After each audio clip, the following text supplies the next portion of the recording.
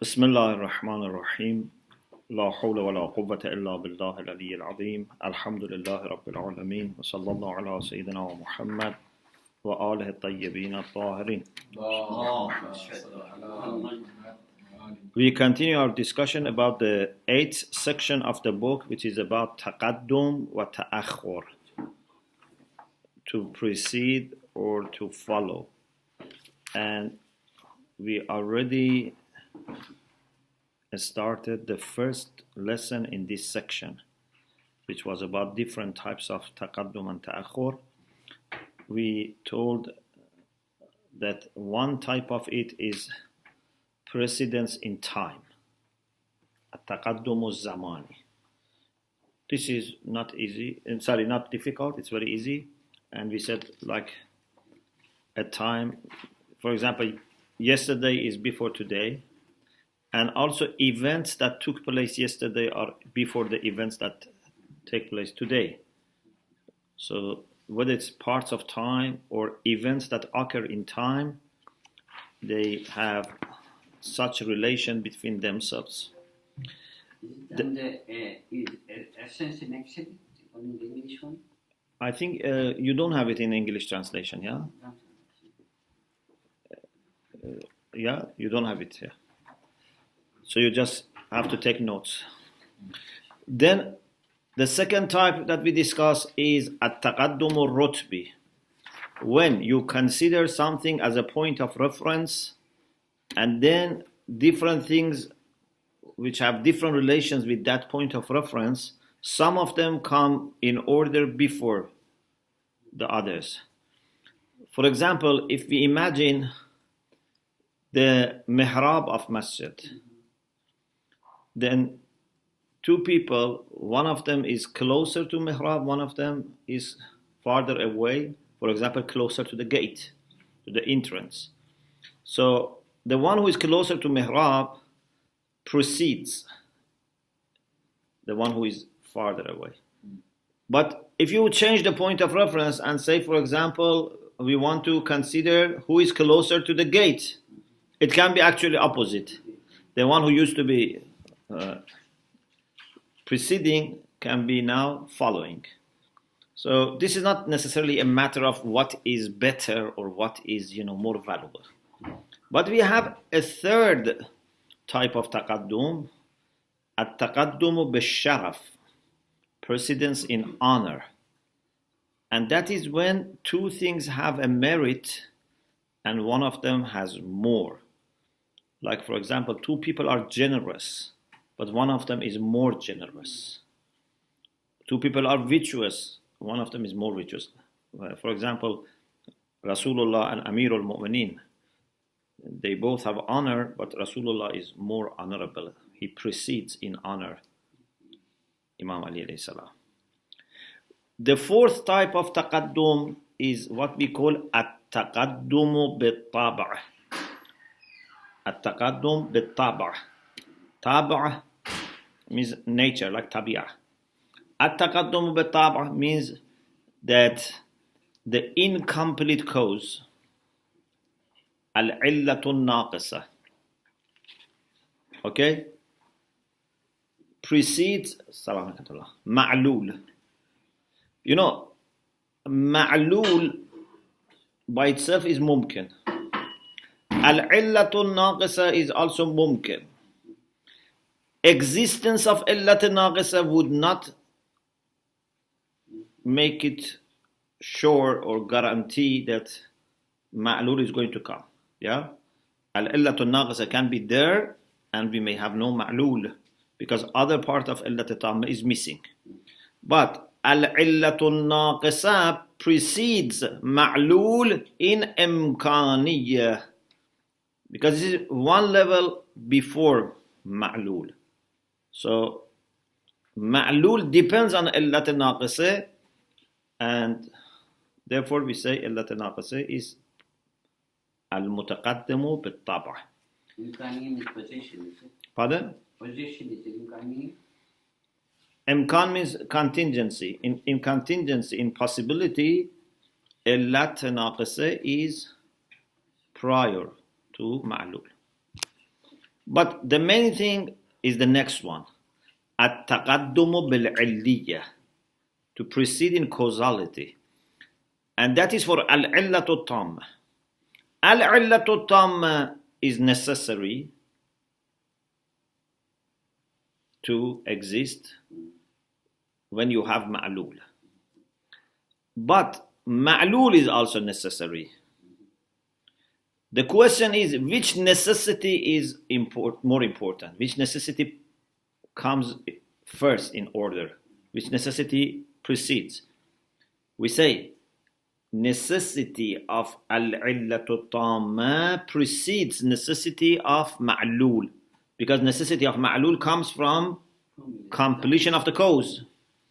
So al-illatu tamma متقدمة على المعلول بأي نوع من التقدم؟ بالتقدم بالعلية. Yeah, in causality. The other type of تقدم is what we call التقدم بالتجوهر. تجوهر comes from جوهر. جوهر means substance. تجوهر means to substantiate or to become, substance. Imagine we believe in asalatul mahiyya. Suppose, because we believe in asalatul wujud, but suppose we believe in asalatul mahiyya. It means that mahiyya is the main thing and the thing that primarily exists. Any mahiyya needs jins and fast, general and differential. Okay? And you know that any murakkab always depends on its parts. Any compound follows its parts. Yeah? You remember we were talking about al-illal al-dakhiliyah or al-illal al-muqawwimah. We said ajza, whether it be external ajza or analytical ajza, are like illa for something. If, for example, if human being is haywan natiq, so human being cannot exist without having haywaniyya and natiqiyya. Without having haywan and without having natiq, we cannot have haywan natiq. Okay? So, what comes first in order when our mind wants to reflect on haywan, natiq, and insan? Which one comes last? Our mind says insan comes last, and haywan and natiq come before. So haywan and natiq, or in general jins and fasl, have a kind of precedence. We call this type of precedence of ajza, of parts of a mahiyya with the mahiyya itself, at-taqaddumu bit-tajawhur. So it's a kind of taqaddum in formation of mahiyya. Taqaddumu bit-tajawhur. The last is at-taqaddumu bil-haqiqah. And this is what Mullah Sadra has added. So before Mullah Sadra, this type of taqaddum was not mentioned by philosophers. What does Mullah Sadra mean by at-taqaddumu bil-haqiqah? He means by haqiqah here waqi'iyya, means reality. Sometimes we may think two things are real, but after philosophical consideration and reflection, you realize that one of them is the real and the other one is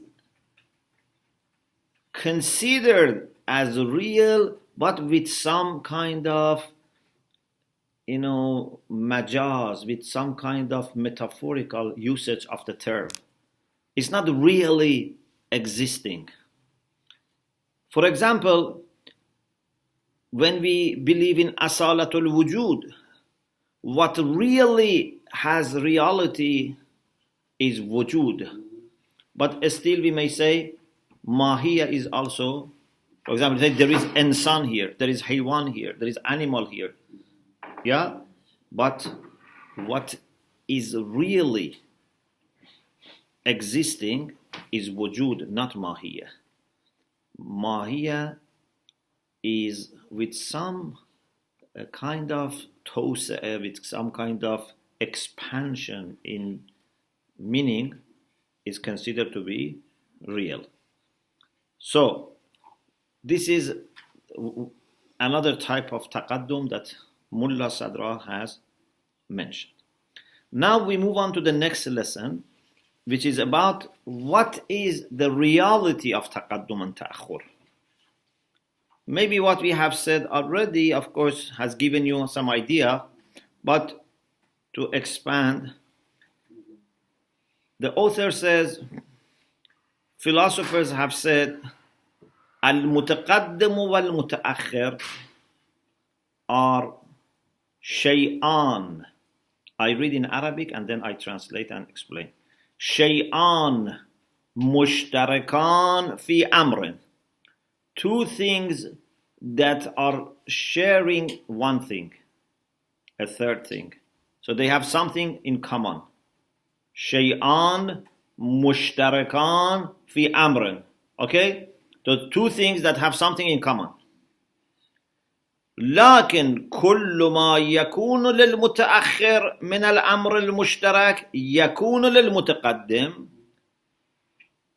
Whatever is for the one which comes after, which comes second in order, is there for the other one. But يكون للمتقدم من الأمر المشترك ما لا يكون للمتأخر. But the one which comes first has something that the other one doesn't have. So they both have a common point, but one of them has a relation with that common that the other one doesn't have. Like for example, we said two people are generous. So they have generosity in common. But one of them is more generous. So it means that the one who precedes has the common generosity plus more. The one who follows has the common generosity and nothing more. So the one who is mutaqaddim has the common point plus extra. Is it clear? Yeah. Or for example, if two things are compared with respect to time, one has taqaddum zamani, comes in time before the other one. So for example, one is from yesterday, the other one is from last week. Okay, from yesterday to here, they are the same. This part is common. But the one who precedes has extra part of time that the other one doesn't have. Is it clear? Yes. Okay. Now, let us remind you of a term that you must have learned in logic. In logic, I think you have studied kulliya mutawati and mushakkik. Yeah? When they discuss different types of kulli, they say sometimes a kulli is applied to its instances. Kulli means universal concept. A universal concept is applied to its instances in the same way. Okay? For example, water. Water is a kulliya mutawati. Any water is as water as the other one. They share being water. Yeah? You cannot say this water is more water. Yeah? But sometimes a universal concept is mushakkik. It comes in grades. For example, two things can be white, like a snow and plaster and paper. Actually three. Two, three, anything. They can be white, but one can be whiter, yeah, than the other. Or for example, bright. You can have bright rooms, but some can be brighter. You see the difference? Yeah. So when we say water, when we say wood, when we say metal, this is mutawati. You cannot say this is more metal. Either it is metal or not. But there are some concepts which are mushakkik, means they have degree. So some of them may have that concept more than the other, or better than the other, or stronger than the other, more intensive than the other. This is called mushakkik. Now, what's the relation between this discussion in mantiq about universal concepts being mutawatir and mushakkik, and discussion in philosophy about taqaddum and ta'akhur? What's the relation? We say what philosophers call at-taqaddum wa ta'akhur, it's very much related to what logicians call mushakkik. But logicians focus on what is in common. So they say this thing which is in common can exist in degrees. But those things that have this common thing in degrees are mutaqaddim wa mutaakhir. So philosophers primarily consider those things not the common thing. So they say those things that have this common thing, they are mutaqaddim and mutaakhir. Like snow and plaster. They consider relation between snow and plaster in being white. They say snow, for example, precedes plaster in being white. Logicians talk about whiteness as mafhum mushakkik.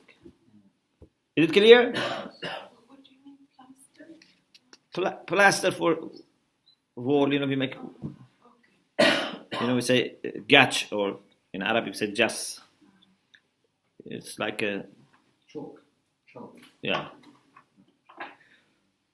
So this is the relation between a discussion in logic and a discussion in philosophy. Then in the book there is a reference to ma bihil ishtirak and ma bihil imtiyaz. If we have, suppose we have two human beings. One of them is a writer and the other one is not a writer. Two human beings, one of them is kind, the other one is not kind. What is ma bihil ishtirak? Humanity. What is ma bihil imtiyaz or ma bihil ikhtilaf or ma bihil iftiraq? They use different terms. What makes them different is being writer or being kind. Okay? So normally we are used to think of things that they have something in common and another thing exclusive. Two human beings, they have humanity in common and something as exclusive. Like, for example, one is a doctor or writer, or the other one is not. One is kind, the other one is not. Sometimes ma bihil ishtirak and ma bihil imtiyaz are the same. And you must already got it. Yeah. Ma bihil ishtirak, what is common and what actually makes them different are the same. How? First, I give you the example, then I explain. Like plaster and snow. What is common is whiteness. What makes them different is also whiteness. Or two rooms which are bright. To be bright is common, but one is brighter. So, whenever you have tashkik, you have gradual or graded levels, they have something in common, and in the very thing which is in common, they are different. Means one of them has more. One of them is stronger in what is in common. Is it clear? Yes. So Mullah Sadr was the first person to introduce tashkik? Tashkik in wujud. Yes. In wujud. We give you another example. Imagine two motions. Movements, motion. haraka. For example, a car is moving 20 miles per hour, another car is moving 70 miles per hour. We want to compare these two motions. One is fast, one is slow. What is common between these two? Yeah, they have a speed, means they are, making some distance in a time. They are moving, going from one place to another place. But what is different between them? Again, in the same thing, they differ. One of them makes more distance in less time.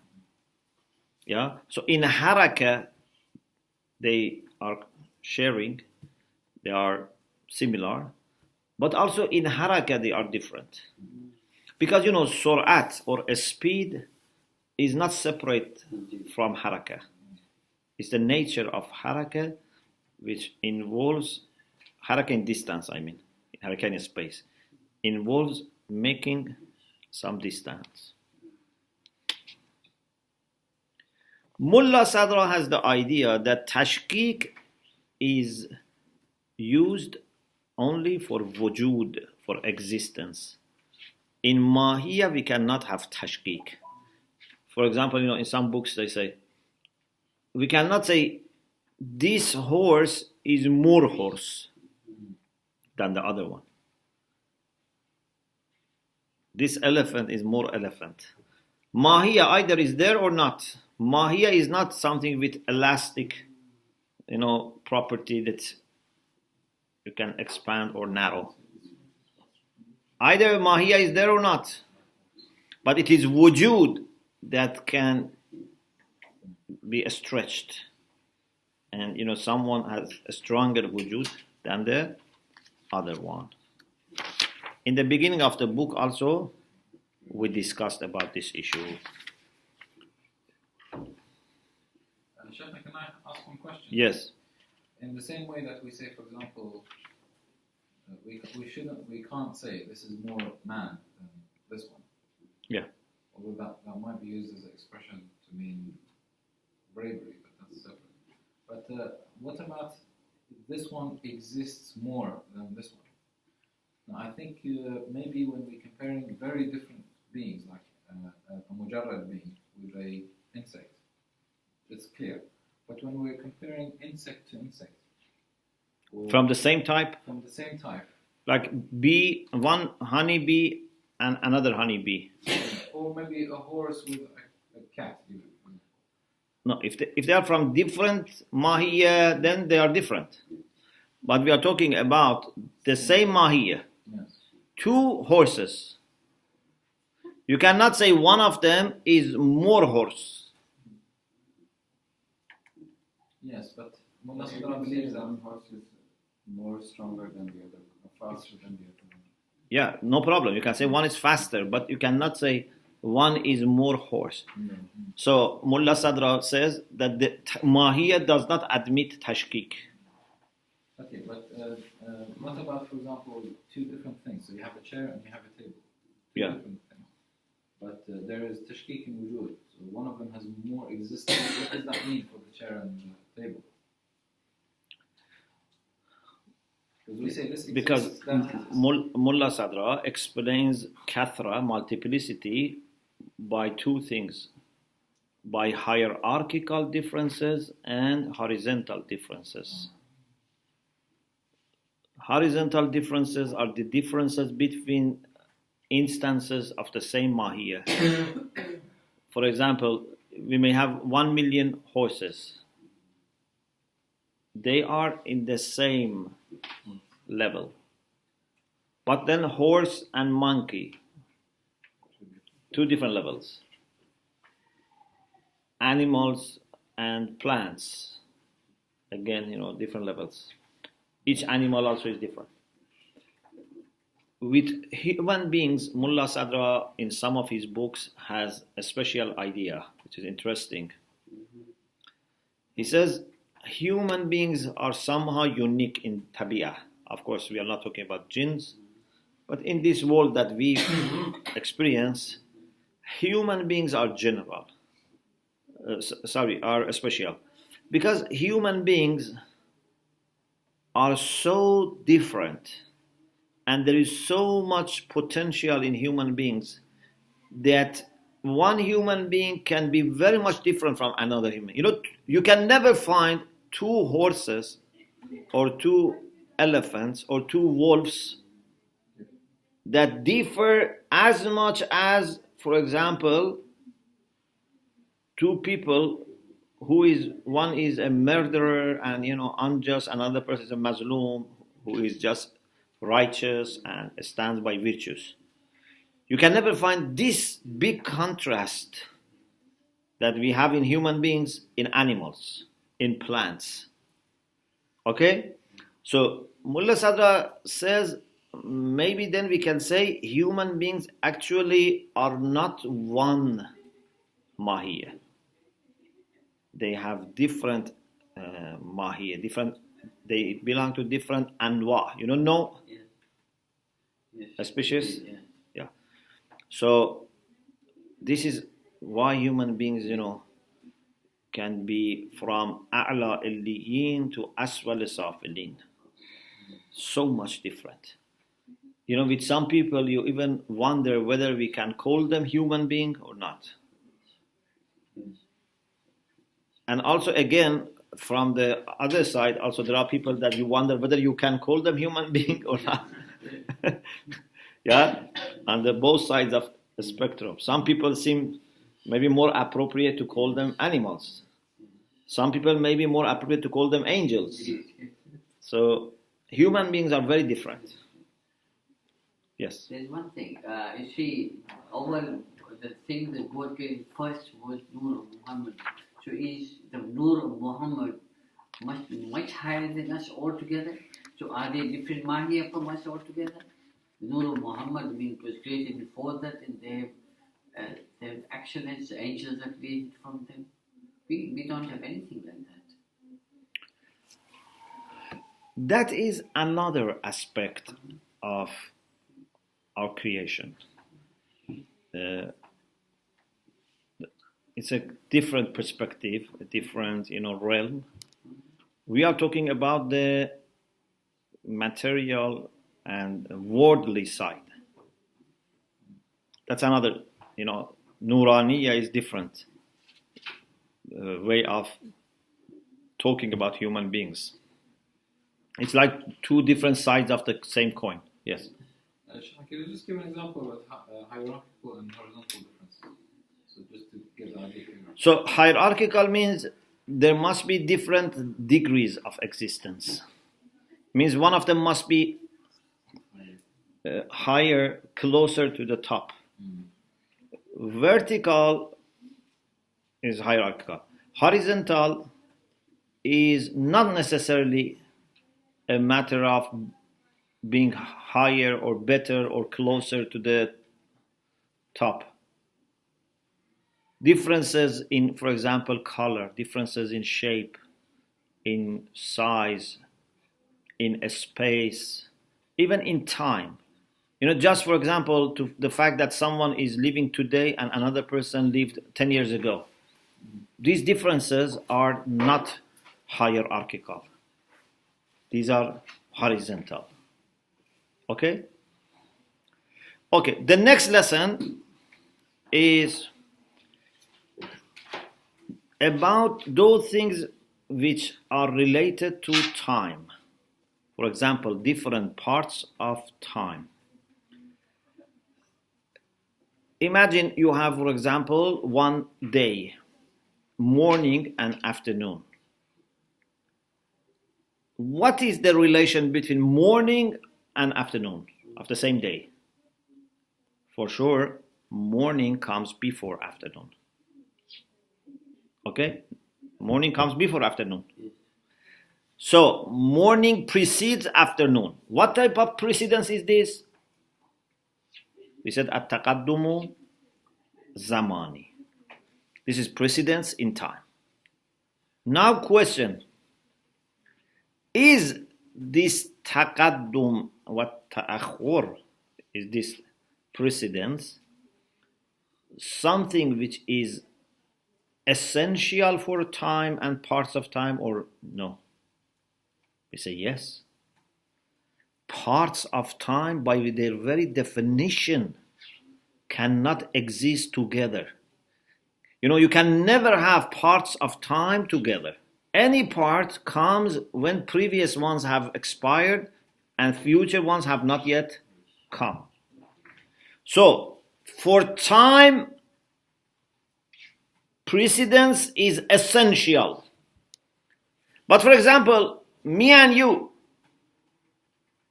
even if we come in different times, this difference was not essential for us. Because our nature is not involving the time. It's not that part of my essence is that I should be, for example, earlier than you. Yeah? But for parts of time, taqaddum and ta'akhur is dhati, is essential.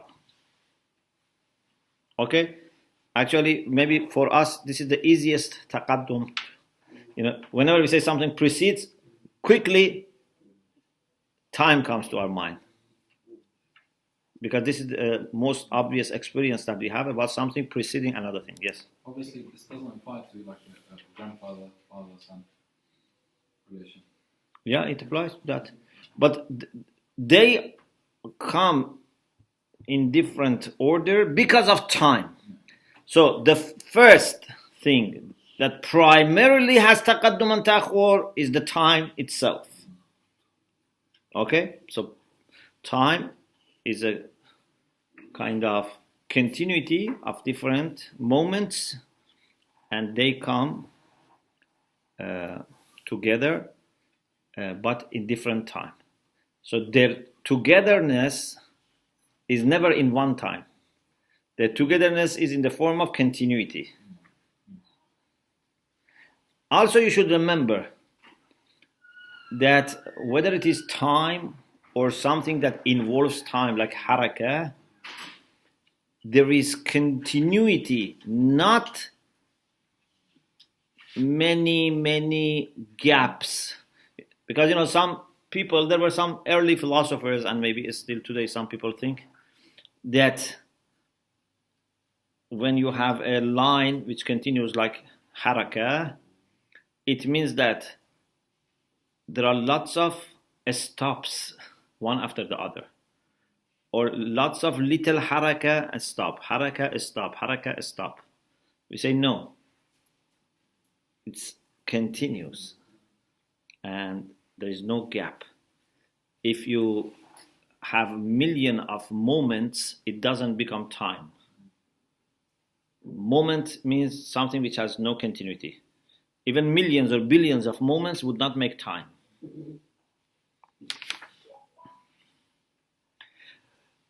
Then the author refers to idea of Allama Tabatabai in Nihayatul Hikmah, which maintains that التقدم والتأخر بالزمان finally go back to the issue of قوة and فعل, potentiality and actuality. One of the discussions in philosophy which is very important about time and haraka, motion, is قوة and فعل. قوة and فعل, we had some discussions and inshallah more in future. Sometimes something is potential, sometimes something is actual. Potential means it has not yet materialized, has not yet actualized. Okay? For example, when you have a piece of wood, a chunk of tree, this has potential of becoming paper or tissue. But this is just potential, بالقوة. When it actually becomes paper, we say, now it is بالفعل. It is actually paper, actually tissue. Okay, when do you have time? Time is always when you have haraka, when you have motion. And حركة is السير التدريجي من القوة إلى الفعل. When something is potential and gradually is becoming actual, a haraka is produced. Haraka can be in time, haraka can be in other things. For example, imagine an apple is growing. There was a little apple, now it's growing. This is also haraka, but haraka in size. Haraka can be in size. Haraka can be in time. Haraka can be in color. For example, you have an apple which is first green, then gradually becomes yellow, then may become red, for example, then very dark red. Okay? This is also haraka, but haraka in what? In color. Haraka can be in other things. For example, it's first very hard, then becomes softer and softer and softer. All of these are haraka. So, any transition which is gradual, which is continuous, from quwwa to fail, from potentiality to actuality, this is haraka. Philosophers have another type of change, and they call kawn wa fasad, generation and corruption. That is when haraka is not there and the change happens all of a sudden. Okay? Change happen all of a sudden. For example, when someone dies, death happens at once. Do you accept or not? Because either you are dead or not. You cannot say it's half an hour that I am dead, for example. There is a point. Before that you are alive, after that you are dead. To die or to be born does not take time. Yes, preparation or a process before that. Or for example, you move towards the wall and then you hit the wall. Moving towards wall is haraka, but hitting the wall is not haraka. Happens at once. Okay? So, for time, you need always haraka, and for haraka you need something which is gradually, continuously moving from quwwah to fi'l. Otherwise you have no haraka and therefore you have no time. You have question? Yes, I think if you look at also potential energy and kinetic energy, similar thing. If there is a thing higher, it's got energy in it. But it won't be realized until it comes down. Then you can hit something, or you can move it with strength. The strength comes up as it's moving down. Is that a similar thing or it's different? I didn't get you. Potential energy and kinetic energy. If something is high up there on the slope, Okay. and it moves it, and it's in there, it's still got potential energy. It's got the possibility of doing a lot of damage. Yeah. But if it moves it down, then it can hit things and it can make problems. Yeah. That's another issue. It's a different thing, though. That is about the force or the power that moves. But there is movement. That side is related to our discussion. There is movement. Whatever causes the movement, there is a movement. So this thing which is coming from, for example, top of hill down, comes gradually. It's not that jumps. It comes gradually, and this can happen only when you have quwwa and fi'l. Materialization of quwwa takes time. So time is the measure of haraka. Is a dimension for something which has haraka. In the same way that we have height and width and length. Also, we have time. And Mullah Sadra showed that time is not separable from material things, because they have haraka, and haraka is part of their substantial qualities, harakat al-jawhari. Therefore, they have also time. Since in their very substance they have haraka, they have also time. Okay. Yes. Is it fair to say that you can have haraka in the absence of time in the case of a mu'jiza that doesn't affect the system? So, like traveling a great distance in 0 time, and that's the effect of it, but there's no change in the external system. The whole system doesn't have to change. Like, for example, let's say miracle of the Prophet was to move the sun back. Can we say that would happen without... It's not 0 time. It's not 0 time. Does the whole system... If it is haraka, it's not 0. It can be very, very fast. And the time can be very, very short. But if it is haraka, has to be a little time. Can you measure the time? Pardon? It is possible Yes. to measure the time. Yes. It can be 1 second, for example, or 1/1000th of second. But if there is haraka, there must be a time. Yes. Sheikh, it seems we are using sort of haraka to establish time. Shouldn't it be the other way around? That that it is haraka which needs time, rather than time which needs haraka. No, it is haraka that produces time. Produces time. Yes. Our understanding might be different because we are more used to time.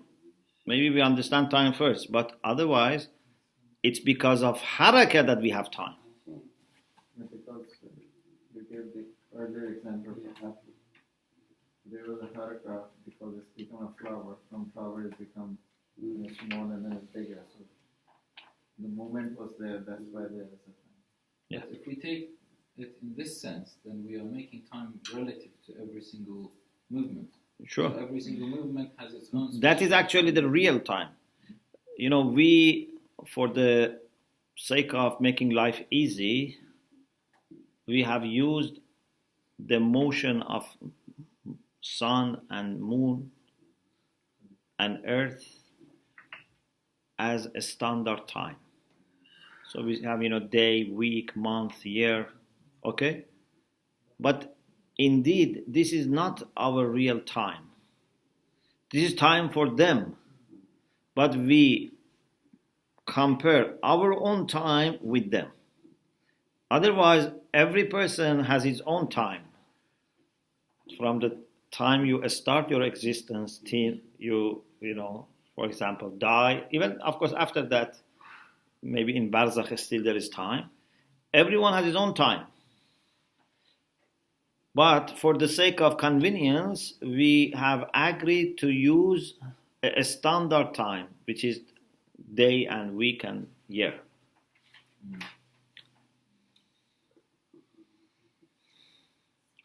Okay.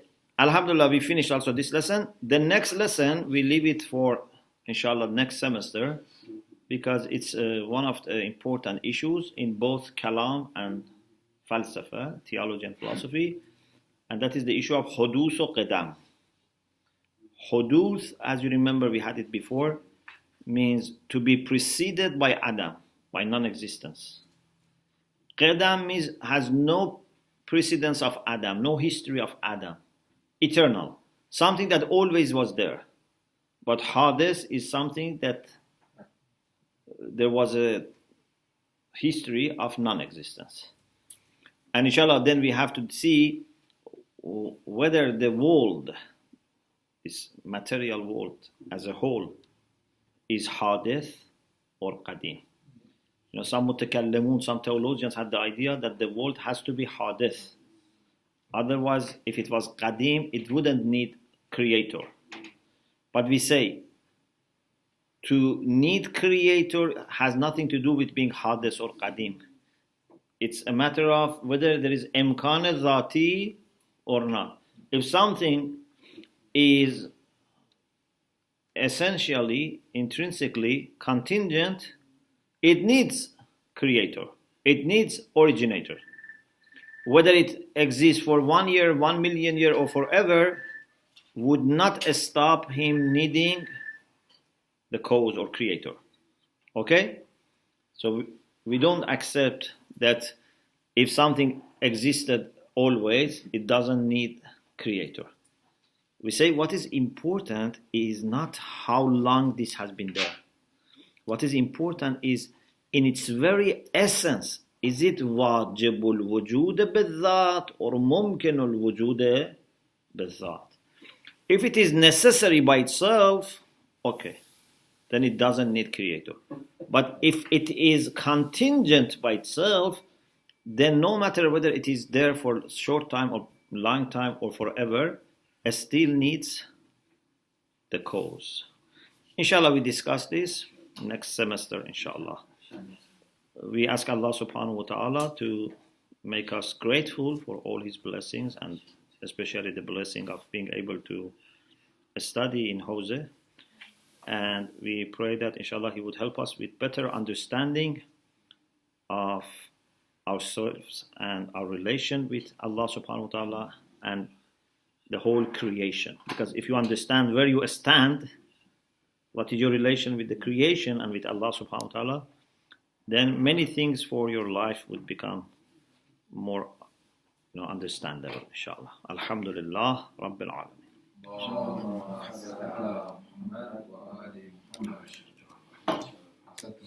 Allah. So